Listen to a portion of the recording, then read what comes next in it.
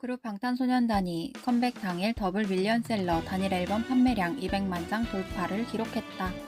방탄소년단이 새롭게 선보인 프루프는 방탄소년단의 지난 9년을 아우르는 앤솔러지 앨범이다. 음반 판매량 집계 사이트 한터차트에 따르면 방탄소년단이 지난 10일 발매한 새 앨범 프루프는 이날 0시 기준 콤팩트 에디션은 114만 4,682장, 스탠다드 에디션 104만 681장이 팔린 것으로 집계됐다. 이는 가장 최근에 발표한 정식 실물 음반인 2020년 10월에 발매한 B의 초동 판매량 226만 장에 육박하는 수치이다. 방탄소년단은 지난 2016년 10월에 발표한 정규 2집 앨범 윙스로 데뷔한 3년 만에 첫 밀리언셀러 기록 113만 장 이상을 세운 이래 6년간 발매한 모든 앨범 판매량 100만 장 이상을 돌파하는 위험을 달성했다.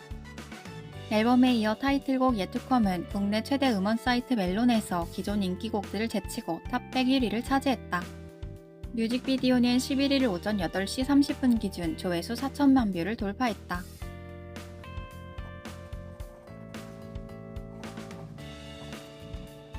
이런 결과가 나오다니 역시 굉장하네요. 어떤 일이 있어도 자신들이 가고 싶은 곳까지 갔으면 좋겠어요. BTS의 곡을 들으면 저절로 웃는 얼굴로 변합니다.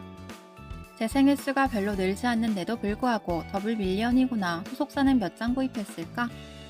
그나저나 일본에서는 얼마나 팔리고 있죠?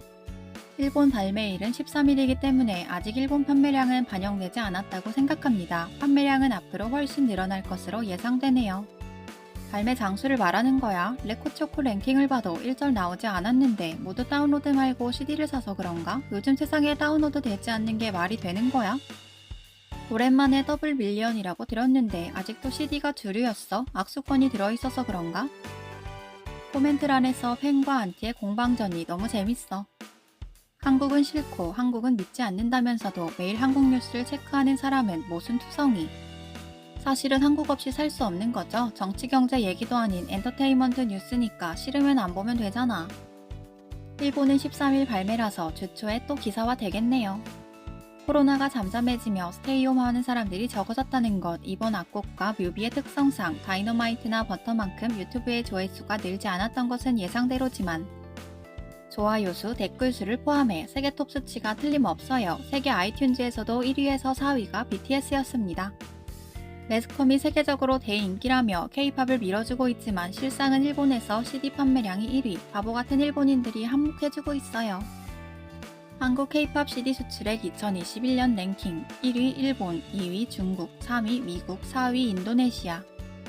영어로 부르기 때문에 재미 한국인, 중국인 등 아시아계가 사고 있지만 매스컴이 떠드는 것과 반대로 백인은 일부에 불과합니다. 스트리밍 액세스, CD 매상도 일본이 1등입니다.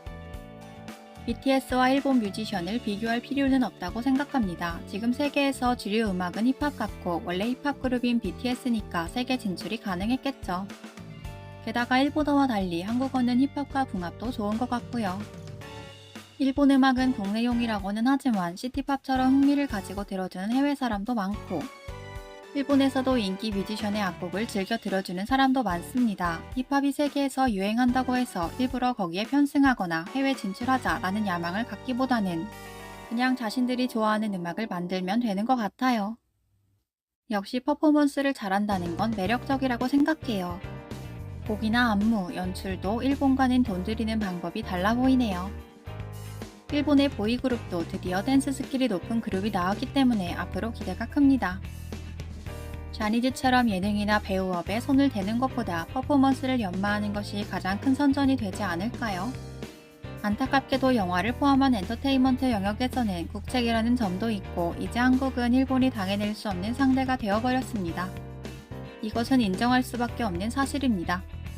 안타까운 것은 최근 일본 아티스트의 상당수가 한류에 기댄다는 점, 그리고 더욱 안타까운 것은 그 모든 것이 지극히 수준 낮은 재탕이라는 점입니다.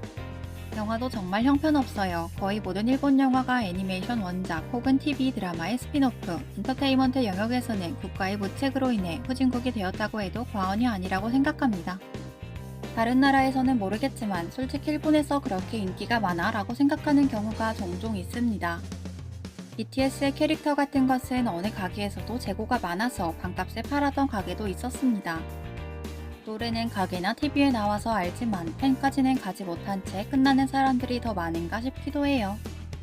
BTS 팬클럽 150만 명에서 200만 명, 아라시 팬클럽 300만 명입니다. 일본 팬들은 자신들이 즐기려는 마음으로 움직이죠. 하지만 한국은 세계적인 상을 받는다든지 세계가 놀랄만한 수익을 낸다든지 그걸 목적으로 하는 것 같아요. 일본 음악은 클래식이나 제이록이나 폭넓게 각각 세계적인 평가는 훌륭하고 높기 때문에 BTS 등 K-팝만으로 국가 간의 문화력 비교 등은 정말 재미없는 이야기라고 생각합니다. 다양한 장르가 있으면 좋겠어요. 모든 것이 인류고 의상도 짱이고 다들 멋져요.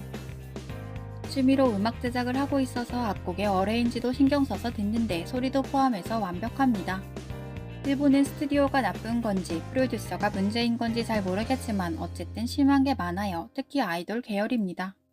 일본 아티스트 중 유일하게 해외에서 성공하고 있는 베이비메탈은 좀 더 힘내주면 좋겠어요.